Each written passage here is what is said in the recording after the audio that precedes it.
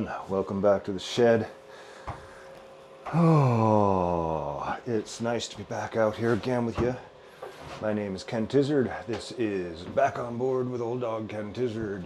I am your host, Ken Tizzard, and I am sharing my fitness journey at 55 years old with y'all. Ooh, just a beautiful, cool day here. Where are we? I think we're at episode 9, maybe. Episode 9. I'll dedicate this episode to my wife because she's all about mindfulness and meditation and all that stuff. And I've dabbled in it a bit myself as well over the years. It's always been nice.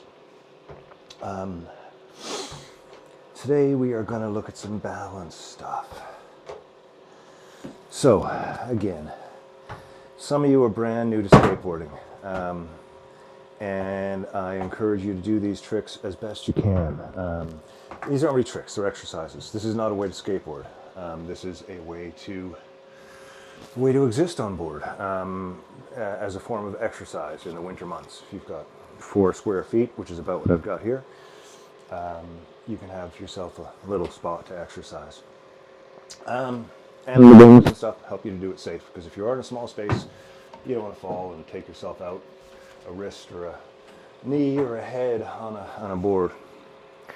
So I was thinking today we would do this with using one-footed wheelies, sort of like this. Now, these are a trick in themselves, and doing them on your own, any sort of manual work, we talked about it the other day when we were exploring manuals, any sort of manual work, it's kind of hit and miss until you really, really get it. And it takes, months, maybe years for some people to really get a good manual. Mine is still crap. I can hold it for, 10 feet on a good day. But I do exercises like this with a manual. So these are basically one-footed manuals, or wheelies. And I do them with both feet in all directions. And I'll tell you what I mean about that. So you get yourself into, I use my front foot. I push goofy. So this is my front foot.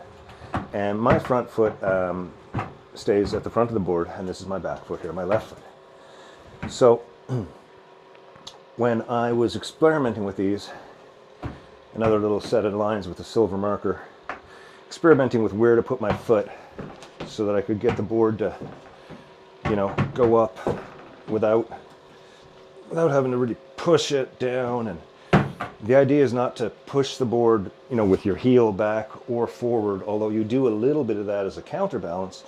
But the idea is to find the sweet spot where your body and the board meet over the trucks and create a really nice, comfortable balance when you can kind of sit back into it like this. And if you can get into this, just having your wheels off the ground an inch, and really use these things here to hold on, because this is a dangerous thing. If that board slips and you're not prepared, you can go down pretty fast. That's the other thing I like about this stretch, is this foot is here, so you can actually kind of set this trick up by putting your foot on the board. Find that sweet spot, and when you repeatedly find it, make some kind of a marking on your board so that you kind of know where it is. And then you can be totally standing, and you can just come up like that on the one foot as an exercise. That's very similar to what we were doing. But if you get into this position and kind of just come off your foot for a second and then back down. Now again, be careful, because the board will go front or back if you're not going down direct. So you just do those for a little bit. But then with the rings, this is where the strengthening of the muscle part comes in. You can actually do this and then just kind of lock into a pretty comfortable place, keeping your counterbalance as much as you need to. See, now the calf is just engaged and the entire ankle is working at keeping that muscle like that. And as you're breathing, think about your breath. So now's a good time to really rely on your table or your weights or whatever, your rings or whatever, your fence that's holding you up, because I want you to change your focus to your breathing a little bit.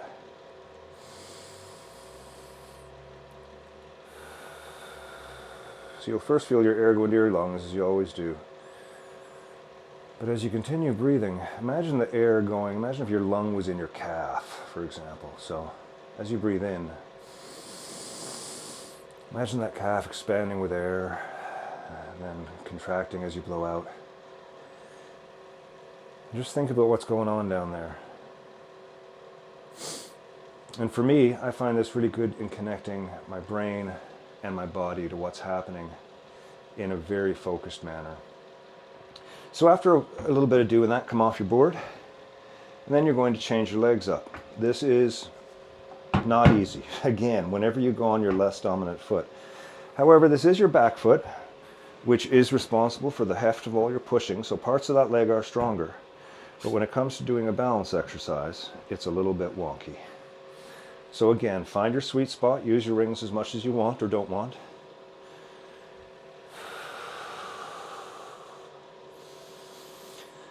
Once you find that sweet spot where you're kind of feeling like, you know, your arms and your reliance on the desk, fence, lamppost, whatever you're holding on to, gymnastic rings, when you feel like it's, you know, maybe 3 to 8% is going on there in your arms and the rest of it is all in your leg, then just start to think about your leg.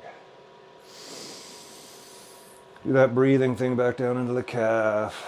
I know, I'm a stoner, I get it. I'm just saying, this is what I do. This isn't a how-to do anything. This isn't skateboarding. It's not exercise. I'm not a doctor for sure. I'm not an exercise person for sure. This is just what I'm doing over the winter to keep my legs moving. Okay, so now you've done 2 of these on back, okay? So now that's a great exercise to just get used to doing those backwards things. And you can do them, hold them for a long time. We'll go back and forth like this, just doing what I'm doing. So I'm facing you here a little bit. Ooh. Once you get that down on both feet, then you move up to the front. In some ways considerably harder, in other ways considerably easier. Again, if you've got a wooden deck, you can use the grooves in the deck and kind of get your wheels to lock. If you don't have a set of rings or something, that's really helpful again. And again, with this one, you really want to kind of, you know, breathe into that. As you breathe down this time, you'll notice it's not so much your calf as your, whatever the fuck muscle this is. Again, watch your balance there. Yeah, this muscle here starts to really activate with this one, and I quite like it. And I'm finding more and more, the more I'm doing this here, I'm actually finding I'm getting a lot more independence with my right foot, just with skating in general. I think this one's really helpful for me. Again, do it for 3, 5, 10 minutes. Less dominant foot now in the front feels weird on every point of view. Then you add, I changed it a little bit, feels right, feels wonky. And then you add the lift into it. Oh, there is something nice about it though. Oh yeah. So again, once you start to feel comfortable with where things are, and again, the more you sort of lower your center of gravity, seems to help for a lot of people. And you know, this is a really hard exercise. If you like in the actual skateboarding world, you know, to do something like this while moving has a different feel. Again, this is counterintuitive to anything skateboarding. It's just an exercise. And then when you're done with that, you can come back down. So today we did a little bit of, you know, I stole the mindfulness thing about the breathing. That's part of doing a body scan. If you're really interested in that, look up a body scan online. It's a cool thing to do if you're trying to deal with depression or stress or any of those things. Try and find, I mean, there's a lot of good ones out there.